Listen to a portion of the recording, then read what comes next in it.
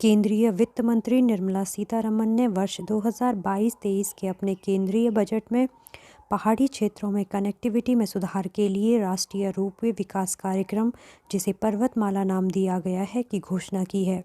आइए जानते हैं पर्वतमाला के बारे में।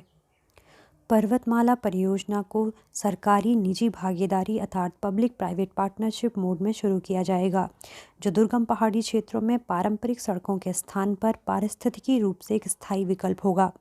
जहां पहाड़ी क्षेत्रों में सड़कों के निर्माण हेतु वनों का कटाव, चट्टानों में विस्फोट बड़े पैमाने पर किया जाता है, जिससे पारिस्थितिकी असंतुलन उत्पन्न होता है, वहीं रोपवे के निर्माण से ऐसी समस्याओं से बचा जा सकेगा।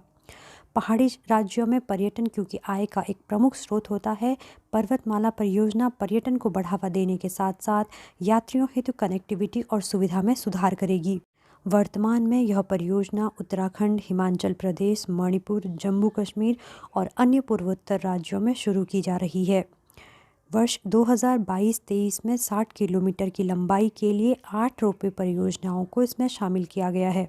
देश भर में राजमार्गों के विकास और सड़क परिवहन क्षेत्र को विनियमित करने हेतु सड़क परिवहन और राजमार्ग मंत्रालय जिम्मेदार है।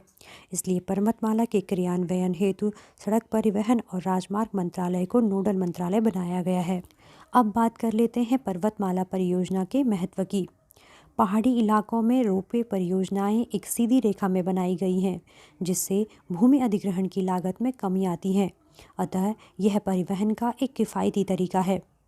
परिवहन के हवाई मोड के कारण सड़क मार्ग परियोजनाओं की तुलना में रोपवे काफ़ी फायदेमंद है। अतः यह परिवहन का एक तीव्र तरीका भी है और साथ ही रोपवे निर्माण सड़क निर्माण की अपेक्षा पारिस्थितिकी को नकारात्मक रूप से कम प्रभावित करता है, जिससे इसे पर्यावरण अनुकूल कहा जा सकता है। अब बात कर लेते हैं रोपवे के लाभ की। इस सिस्टम में बिना किसी समस्या के नदियों, इमारतों, खड्डों या सड़कों जैसी बाधाओं को पार किया जा सकता है। साथ ही जमीन पर कम जगह की आवश्यकता होती है। रोपवे में एकल पावर प्लांट और ड्राइव मैकेनिज्म द्वारा संचालित कई केबल कारें शामिल हैं। यह निर्माण और रखरखाव दोनों की लागत को कम करता है। रोपवे में एकल ऑपरेटर के प्रयोग से श्रम लागत में कमी आती है। समतल जमीन पर रोपवे की लागत नैरो गेज रेल मार्गों के प्रतिस्पर्धी है, जबकि पहाड़ों में रोपवे कई बेहतर हैं। एक रोपवे विभिन्न प्रकार की सामग्री का एक साथ परिवहन कर सकता है। रोपवे और केबल क्रेन बड़े ढलानों और ऊंचाई में बड़े अंतर को संभाल सकते हैं।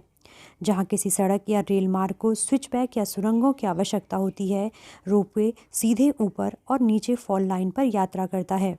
अब समझते हैं उत्तराखंड राज्य को पर्वतमाला परियोजना में दिख रही उम्मीद की किरण के संदर्भ में। पर्वतमाला परियोजना का मुख्य मकसद पहाड़ों की मुश्किल भौगोलिक स्थितियों में ट्रांसपोर्ट के आधुनिक तरीकों का विस्तार करना है। विशेषज्ञ मान रहे हैं कि इस परियोजना से पहाड़ों में बसे और बॉर्डर से सटे गांवों को नया उत्साह मिलेगा।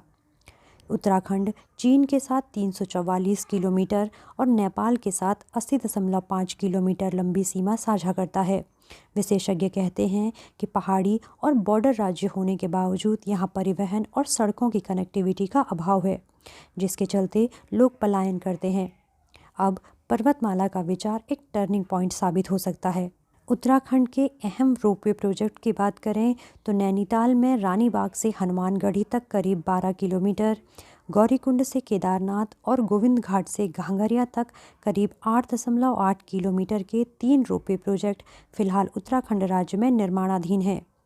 पर्वतमाला के तहत रोपवे से पर्यटन को बूस्ट मिलेगा और साथ ही स्थानीय ट्रांसपोर्ट को मदद मिलेगी। ऐसे ही और इन्फॉर्मेटिव वीडियोज़ के लिए चैनल को सब्सक्राइब करना ना भूलें।